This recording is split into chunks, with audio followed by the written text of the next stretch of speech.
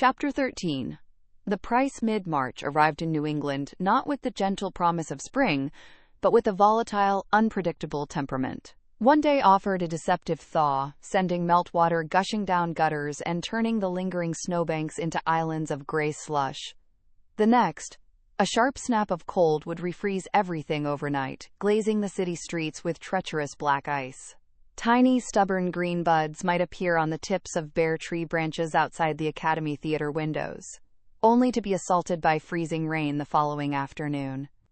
The weather felt like a mirror to the atmosphere inside the Veridian Ballet Company building, outwardly striving towards the light of the upcoming Giselle premiere and the end of the demanding winter season, but inwardly fraught with a brittle tension, a constant threat of cracking under the pressure. For the 12 of us bound by the secret of Nocturne, that pressure had become almost unbearable since my confrontation with Julian Stonewall weeks ago. His investigation wasn't just suspicion anymore, it felt like a tangible presence, a cold weight settling over everything we did. Our carefully constructed system of late nights and guarded days suddenly felt dangerously fragile, forcing a new level of vigilance that was, frankly, exhausting.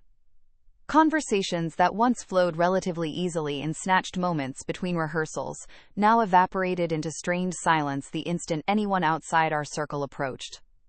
A quick discussion with May about covering a nocturne shift, huddled near the less-used back staircase, would cease abruptly, replaced by forced smiles and innocuous comments about the choreography if Madame Farrell happened to sweep past.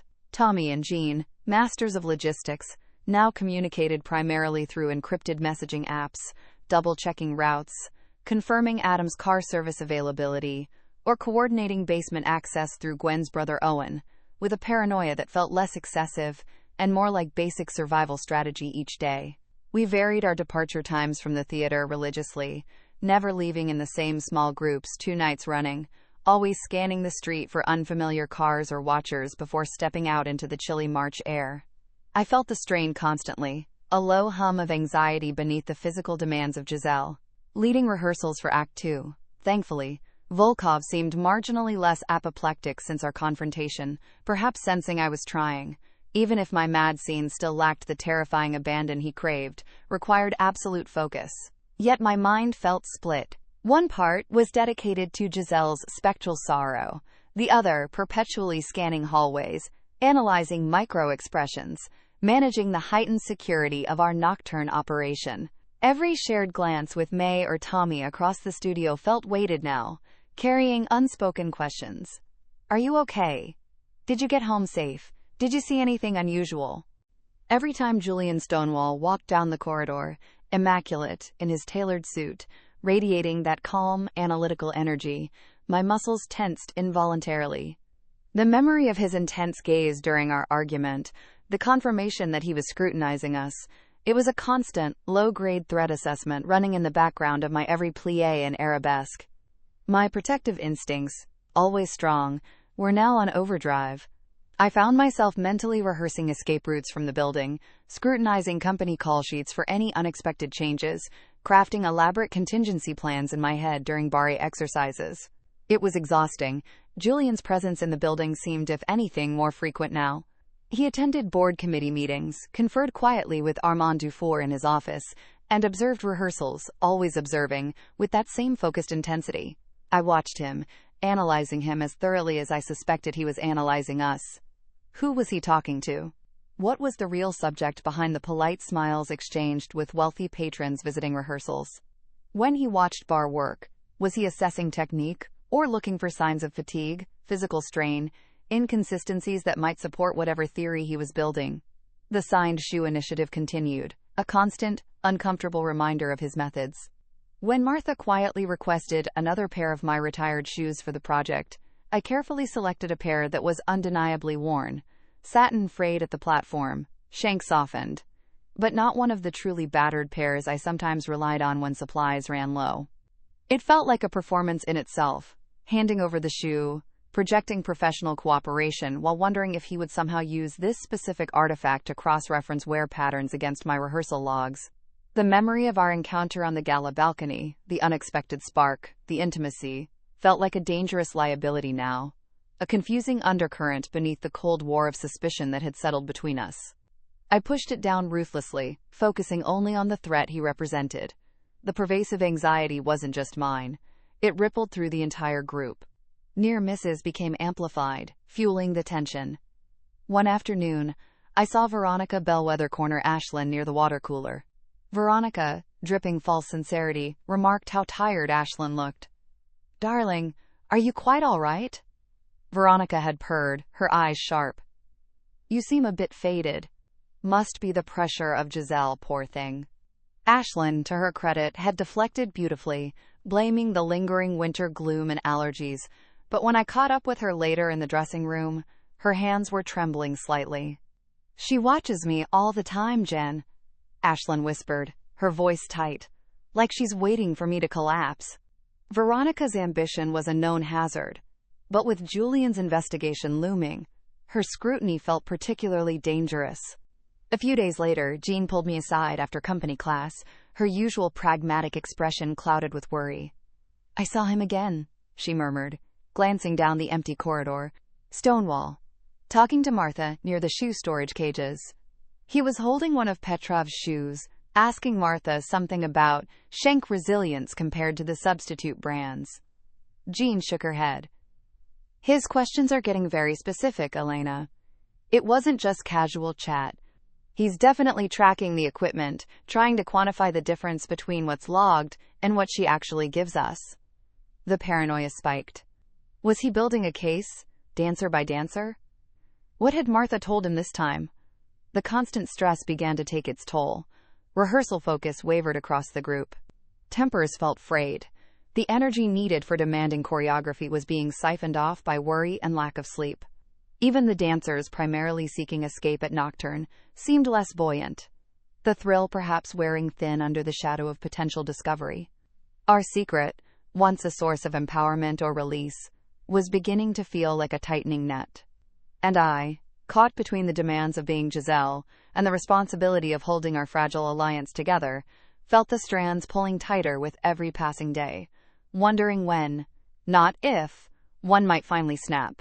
Julian Stonewall's quiet, persistent scrutiny felt like the force applying the most pressure, and I had no idea how much more we could withstand. The days following my disastrous Giselle rehearsal settled into a new kind of tense normal. Volkov's pronouncement, "Do not come back until you understand," hadn't resulted in my outright dismissal from the role, not yet anyway. Instead, it manifested as an icy distance from him, punctuated by even more demanding, almost punishing private coaching sessions, where I felt less like an artist exploring a character, and more like a faulty machine being recalibrated. I threw myself into the work, trying desperately to excavate the raw vulnerability Giselle demanded, while simultaneously managing the Nocturne Collective's heightened anxiety and my own gnawing fear about Julian Stonewall's investigation. Every shadow seemed longer, every quiet conversation potentially overheard, every interaction outside our trusted circle fraught with calculated politeness. It was during a brief lull, a snatched late lunch break in the company canteen nearly 2 weeks after that humiliating rehearsal, that the fragile truce shattered. The canteen, usually a noisy hub of gossip and shared exhaustion, was relatively quiet today. Most dancers grabbed food and retreated elsewhere, the pre-premiere pressure making everyone more withdrawn.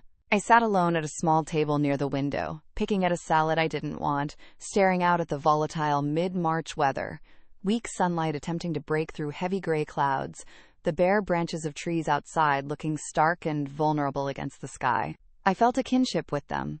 "Ms. Laurent?" I looked up, my stomach tightening instantly. Julian Stonewall stood beside my table, holding a cup of coffee. He looked, as always, impeccably put together in a dark gray suit, a stark contrast to my own worn rehearsal gear. That calm, analytical gaze swept over me, impossible to read. Was he just passing through? Or was this deliberate? "Mr. Stonewall," I acknowledged, keeping my voice carefully neutral, though my pulse had quickened. "May I?" He gestured briefly to the empty chair opposite me. Before I could formulate a polite refusal, he was already settling into it, placing his coffee cup down with deliberate care. He didn't seem to notice or chose to ignore the immediate tension radiating from me. Just wanted to follow up briefly on the gala report, he began, his tone all business. The final figures are excellent. Your contribution, and that of the other principals, to the signed shoe initiative was particularly successful. Exceeded all projections. I'm glad it was successful for the company, I replied stiffly, focusing on stirring my unwanted salad leaves. Indeed. He took a sip of his coffee, his eyes still on me. There was a pause, then he added, his voice retaining its casual, professional tone, yet carrying an unmistakable edge. The board was also impressed by the overall commitment shown throughout the gala preparations. Impressive stamina all around, Ms. Laurent. Another pause, timed just long enough to feel deliberate, especially considering the long hours everyone seems to be putting in lately, both here and elsewhere. Elsewhere. The word landed like a shard of ice in my chest. It wasn't a direct accusation, not quite. But the implication, delivered with that unwavering analytical gaze, was undeniable. He knew. Maybe not what or where, but he knew about the late nights, the exhaustion extending beyond Veridian's demanding schedule. The confirmation, hitting me here in the relative public space of the canteen, coupled with the lingering humiliation of the Giselle rehearsal he'd witnessed, and the fury from our last confrontation, it ignited instantly, burning away caution, protocol, everything but white-hot protective anger. I stopped stirring my salad, placing my fork down with a quiet clatter that sounded unnaturally loud in the near-empty room. I looked up, meeting his calm gaze directly, letting the mask of polite deference drop completely. My voice came out low, tight, vibrating with the effort of control. Burning the candle at both ends, Mr. Stonewall. I repeated his earlier sentiment, loading it with challenge. Elsewhere, I ignored the couple of core dancers eating at a far table, ignored the cafeteria staff, wiping down counters. What exactly are you implying? His expression didn't change, not immediately. He held my gaze, perhaps surprised by the directness, the fire behind my quiet tone. Then the professional mask settled firmly back into place, smooth and impenetrable. Merely an observation, Ms. Laurent, he replied, his voice still infuriatingly level. As a board member concerned with dancer welfare and, naturally, performance readiness for a critical premiere like Giselle, ensuring sustainable schedules and adequate recovery time is simply part of responsible oversight. Due diligence. Due diligence? I echoed, the phrase tasting like ash. A low, furious energy began to build inside me. I leaned forward slightly, lowering my voice further, making it a focused beam of accusation between us. Or, is it continued surveillance, Mr. Stonewall? Your observations feel less like concern for our welfare, and more like data collection for whatever financial anomaly you're still chasing. I saw a flicker then, deep in his gray eyes, a momentary lapse in his control before it was shuttered again. He knew exactly what I meant. Your constant presence, I continued, the words tumbling out now, fueled by weeks of suppressed anxiety and simmering resentment. Your sudden, intense focus on point shoes, on schedules, on correlation data regarding specific dancers. I pushed my salad plate aside, needing nothing between us. It doesn't feel like oversight, it feels like suspicion. It feels like you're treating us like liabilities, like figures on a spreadsheet that don't add up, not like artists pouring their entire beings into their work. He remained silent, allowing me to speak, his stillness a counterpoint to my rising agitation. His lack of defensive reaction only fueled my anger further. You see, fatigue, I challenged, my voice trembling slightly now with the force of my emotion. And you assume, what? Irresponsibility? Recklessness? Dancers partying too hard? I gestured around the empty canteen, then implicitly towards the studios beyond. Have you ever stopped to consider the reasons why dancers might push themselves to the absolute physical and mental limit, Mr. Stonewall? The pressures that exist beyond these walls? The ones that don't show up neatly on your budget reports? Throughout this, the strange undercurrent from the gala balcony persisted, an unwanted hum beneath the surface of my anger.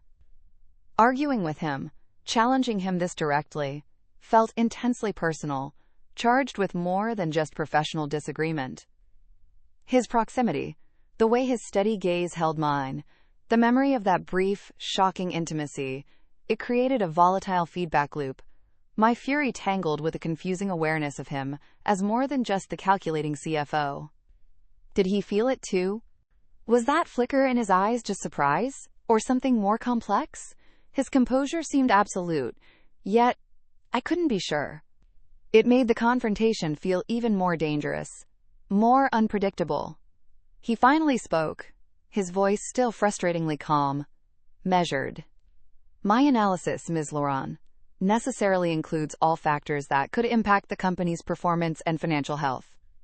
That includes understanding resource allocation, ensuring operational efficiency, and yes, assessing factors that might contribute to increased costs or affect dancer readiness, such as demanding schedules or inadequate recovery.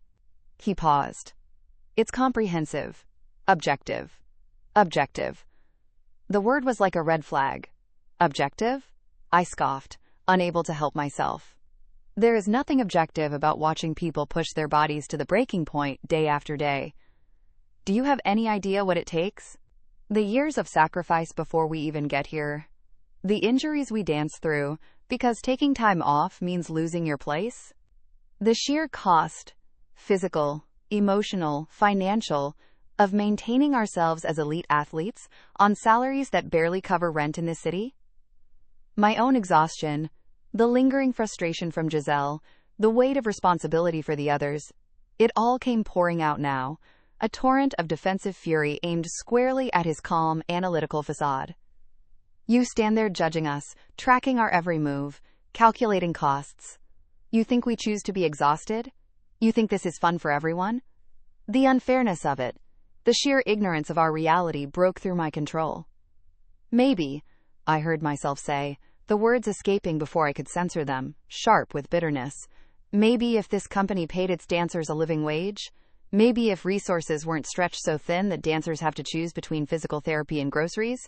Maybe if essential equipment, I shot a pointed look, referencing the shoes, wasn't treated like a luxury item subject to budget cuts and supplier whims, people wouldn't be forced. The dam had broken. Some of us are dancing every spare hour, Mr. Stonewall, taking any work we can find just to keep the lights on, to pay for family medical care, to cover debts this career path doesn't begin to address. Things, the words tasted like poison, but I couldn't stop them. Your family wouldn't notice on a rounding error. The moment the last sentence left my lips, a cold wave of regret washed over me, chilling the heat of my anger. Too much. I hadn't mentioned Nocturne, hadn't revealed the specifics, but I had laid bare the motive. The desperate financial necessity driving at least half of our group. I had confirmed a vulnerability, handed him a crucial piece of his puzzle on a silver platter. I braced myself, my heart pounding, waiting for his reaction, for the inevitable probing questions. But they didn't come immediately. Julian didn't press, didn't attack. Instead, something shifted in his expression. The analytical mask didn't quite disappear, but it softened, or perhaps sharpened in a different way. He went very still, his gaze locking onto mine, but the calculation seemed momentarily suspended, replaced by, what? Surprise? Shock? Understanding? Or was it just him processing this new, unexpected data point? Financial desperation is a driver for the dancer's unexplained behavior. His silence, his intense, unreadable focus after my outburst, felt more unnerving than any cross-examination. He simply absorbed the information, his mind clearly working behind those calm gray eyes. The air in the canteen hung thick and heavy with the implications of my words. The distant clatter of trays, the low hum of the coolers, background noise moments ago, now seemed amplified in the tense silence. I refused to say more, meeting his gaze with what I hoped was defiant silence, though inside I was shaking, furious with myself for the slip, terrified of what he might do with the information.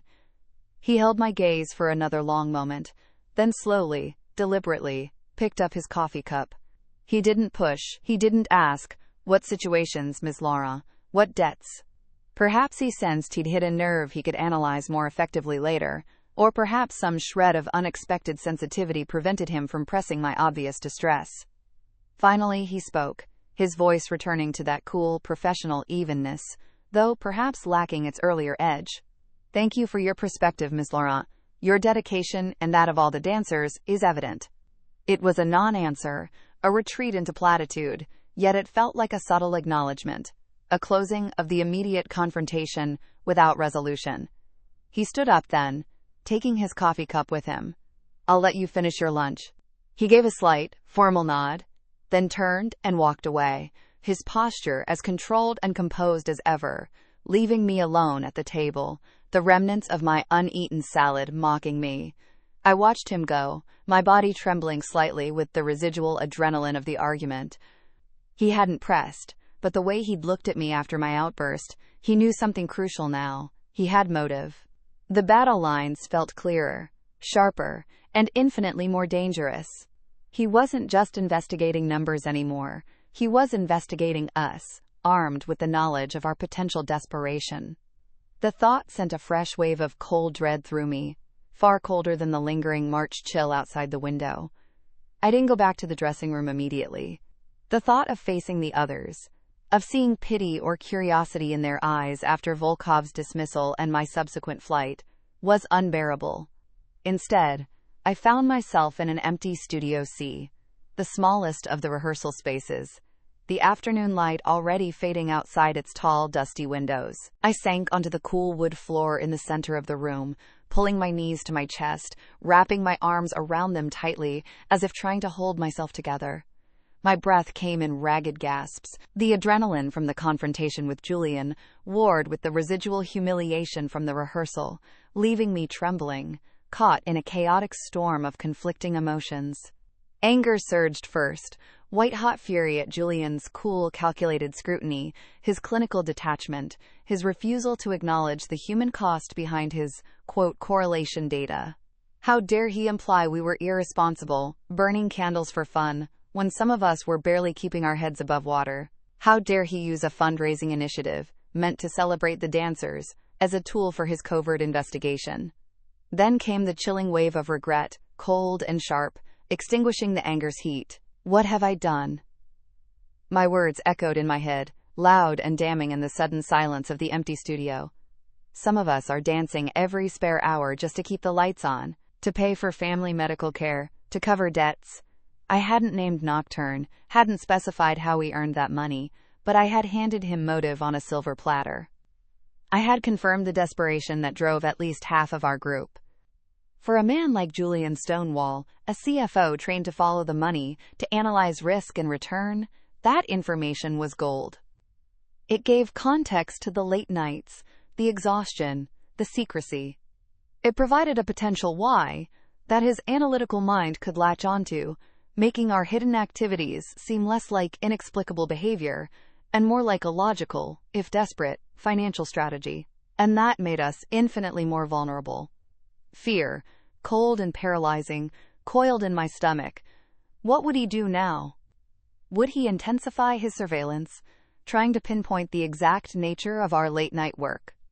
Would he report his suspicions, now potentially bolstered by motive, to Armand, to the board? The thought of exposure, the potential consequences, losing our positions at Veridian, public scandal, the judgment, the impact on our families, it was unthinkable.